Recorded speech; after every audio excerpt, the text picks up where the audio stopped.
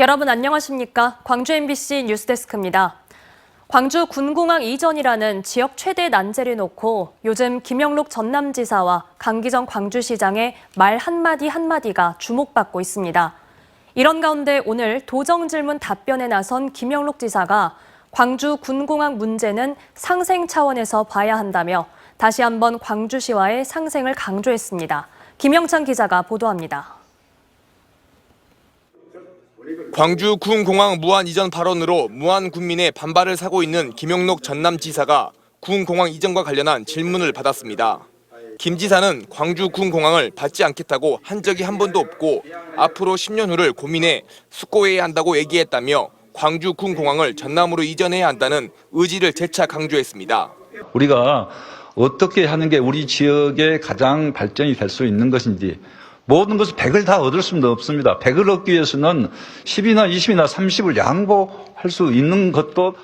전남도의회 이재태 의원은 최근 논란인 강기정 광주시장의 한평군 편입 발언에 대한 김영록 지사의 입장을 물었습니다.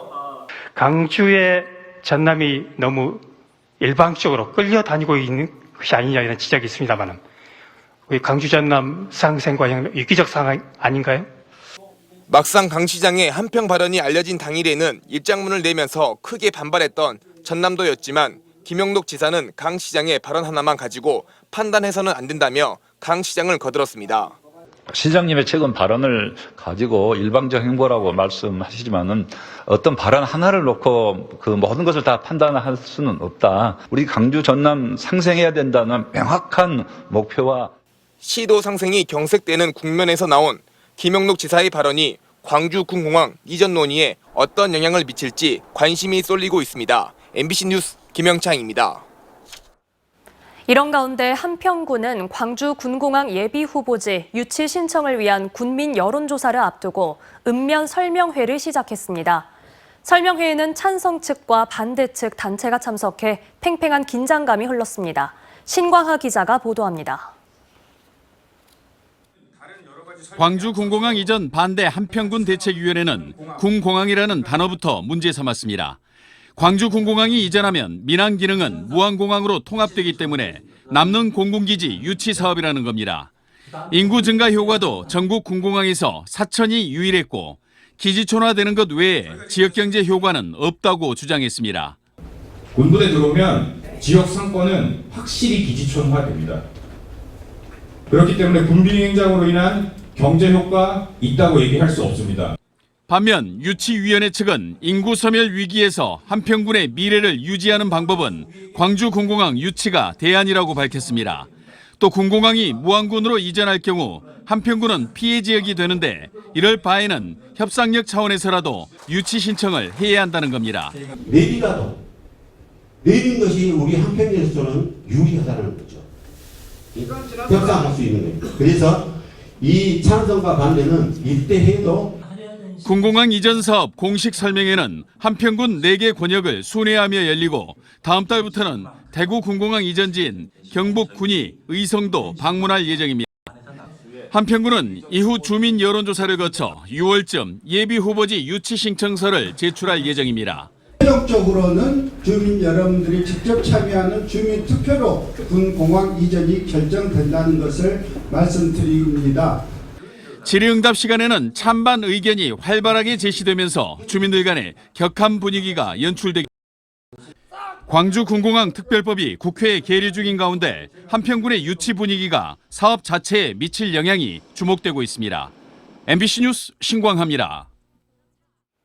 한편 최근 국방위 심의를 통과한 광주 군공항 특별법은 대구 경북 신공항 특별법과 함께 당초 국회 법사위를 통과할 걸로 예상됐지만 대장동 50억 클럽 의혹 특별검사 방안을 놓고 법사위가 파행을 겪으면서 처리되지 못했습니다. 이에 따라 오는 13일 본회의가 아닌 이달 27일 본회의 때 통과될 거라는 전망이 나오고 있습니다.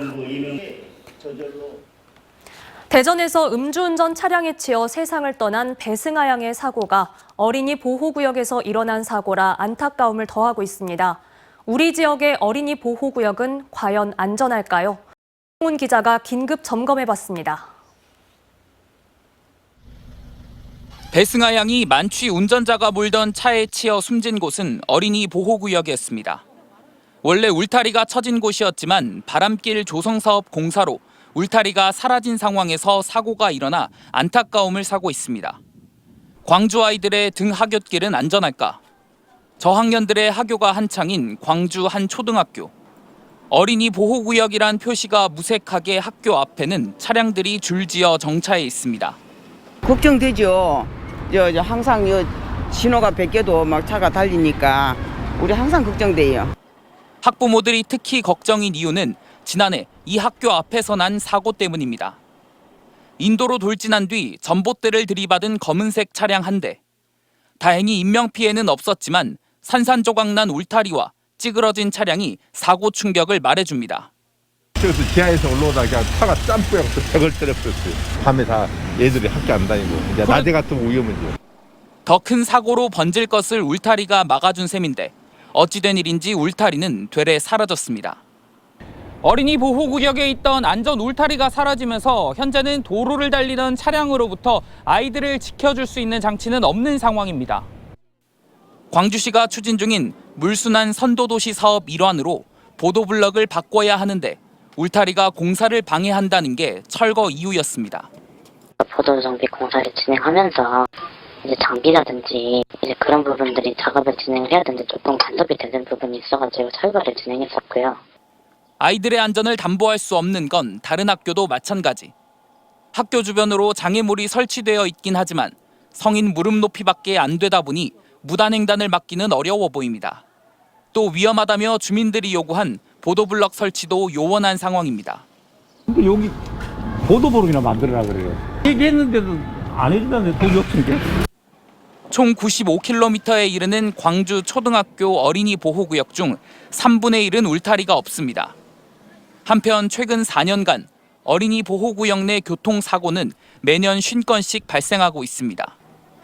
무엇과도 바꿀 수 없는 아이들의 안전을 위한 집중적인 투자가 필요한 상황입니다. MBC 뉴스 우종훈입니다.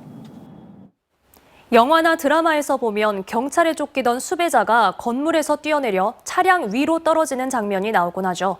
실제 광주 도심에서 그런 상황이 벌어졌고 수배자가 자신의 차 위로 떨어져 차가 부서진 시민이 있는데 누구에게 어떻게 보상을 받아야 할지 몰라 막막해하고 있습니다. 김초롱 기자가 취재했습니다. 광주 북구의 한 모텔입니다. 경찰이 건물 안으로 들어가 수배자가 묵고 있는 방문을 엽니다. 경찰을 발견한 수배자는 2층 방 창문에서 1층에 주차된 차량 위로 떨어집니다. 범인이 떨어졌던 차량입니다. 이 충격으로 차량 지붕이 구겨지고 사이드미러가 파손되는 등 피해가 발생했습니다. 사기 혐의를 받던 30대 수배자는 결국 경찰에 잡혔지만 이 과정에서 다른 피해가 발생한 겁니다. 차량 수리 견적을 내보니 피해액은 600만 원 가까이 나왔습니다. 하지만 이후 경찰의 대응이 문제가 되고 있습니다. 차량 주인에게 이 사실을 알리지 않았고 오히려 차가 망가진 것을 뒤늦게 발견한 차량 주인이 경찰에 신고하고서야 어떻게 된 일인지 알게 됐습니다. 당시 여기에 떨어져 있는 그 핸드폰하고 지갑으로 통해서 제가 112 신고해가지고 알아내게 됐습니다. 포항경찰서를. 뻔히 상황이 이 정도면 다 알 건데 그냥 간 것은 이거는 진짜 무책임한 일입니다. 이거는.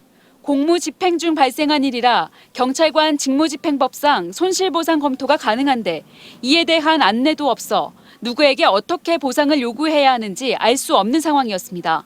자기는 책임이 없다 이런 식으로 회피를 했다고 합니다.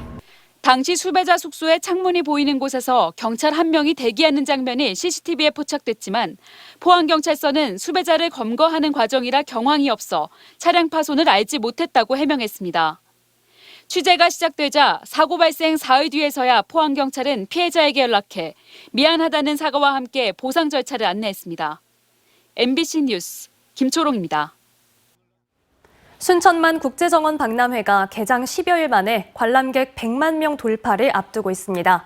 이번 박람회의 목표는 정원을 도심으로 확산시키고 도시공간 개념을 바꾸는 건데요. 순천에는 이미 이걸 실현해가는 마을이 있습니다. 최우식 기자가 전해드립니다. 순천의 대표적인 원도심 마을인 인구 2,700여 명의 저전동. 최근 20년간 신도시와 택지 개발에 따른 심각한 인구 유출로 침체 일로에 처했지만 도시재생 사업으로 생기를 되찾은 지역입니다. 지난 2018년부터 197억 원을 들여 빈집과 빈점포 15곳을 사들이고 157채의 노후주택을 정비했습니다. 마을 곳곳에 자투리 공간과 틈새에 포켓 정원이, 내 집 앞 주차 공간에는 빗물 가로 정원이 꾸며지고 3동의 마을 호텔과 마을 카페, 청소년 임대주택과 쉐어하우스가 들어섰습니다. 지금은 이렇게 이제 꽃밭을 만들어 놓으니까 젊은 사람들이 많이 와요. 또 점심시간에 또 산책도 여기다 하시고, 저 보면은, 저 아래에 보면은 그 하천가가 있습니다. 근데 그리 많이 산책을 하시니까 그런 점으로 보서는 참 좋다고 생각합니다. 이처럼 마을 정원 조성을 기본으로 마을 단위 공간 혁신을 통해 공동체 회복이라는 성과도 거뒀습니다. 하나가 학교였고, 두 번째가 정원이었고, 세 번째가 공동체성 회복, 이 세 가지 키워드로 진행을 하다 보니까 이후에 도시재생 사업이 끝나고 나서도 주민들이 진짜 원했던 사업들을 했기 때문에. 초등학교 운동장에 들어선 숲 놀이터 정원은 어디에 내놓아도 자랑할 만합니다. 전국적으로 관심을 끌다 보니 최근에는 저전동 마을 정원 투어까지 생겼고, 초등학교는 1학년 한 학급이 늘었습니다. 올해 특히 이제 정원 박람회 연계해서 더 많이 찾아주고 계세요. 저희 도시재생 사업이 이제 주민들하고 상생할 수 있는 그런 내용으로 많이 조성을 했어요. 정원 박람회 인기가 치솟고 이후 도시 구상에 대한 관심이 고조되면서 실제로 정원을 도심으로 확장시킨 저전동의 사례가 더욱 그 빛을 발하고 있습니다. MBC 뉴스 최우식입니다. 강릉 대형 산불에 대응하기 위해 전남 지역 소방관들도 현장에 투입됐습니다. 전남 소방본부는 펌프차 25대와 물탱크 3대 등 장비 29대와 전남 지역 소방관 83명을 강원도 산불 현장에 급파해 진화 작업에 투입했습니다. 한편 오늘 오전 8시 20분쯤 강원도 강릉시 난곡동의 한 야산에서 대형 화재가 발생해 전국에서 소방차와 소방 인력이 강릉에 배치됐습니다. 광주시는 김상묵 김대중 컨벤션센터 사장을 직위 해제했다고 밝혔습니다. 광주시 감사위원회는 최근 정기 감사를 통해 특정 업체의 전시관을 무상으로 빌려줘 손실을 끼치거나 직장 내 갑질 등 비위 의혹에 대해 김 사장을 경찰에 고발하고 해임을 요구했습니다. 이에 따라 광주시는 김 사장이 정상적으로 센터 운영을 총괄하기 어려울 걸로 판단해 이 같은 결정을 내린 걸로 알려졌습니다. 광주시가 현행 3,300원인 택시 기본요금을 4,300원으로 인상하는 선에서의 요금 조정안을 이르면 7월부터 시행할 예정입니다. 어제 시민들과 의회, 운수 종사자, 시민사회단체 등과 택시요금 인상 원탁 토론을 벌인 광주시는 기본요금 4,000원에 시간 거리요금, 또 심야 할증 시간을 확대하는 방안과 기본요금을 4,300원까지 인상하되 할증 기준은 현행을 유지하는 방안 가운데 후자로 다수 의견이 모아졌다고 설명했습니다.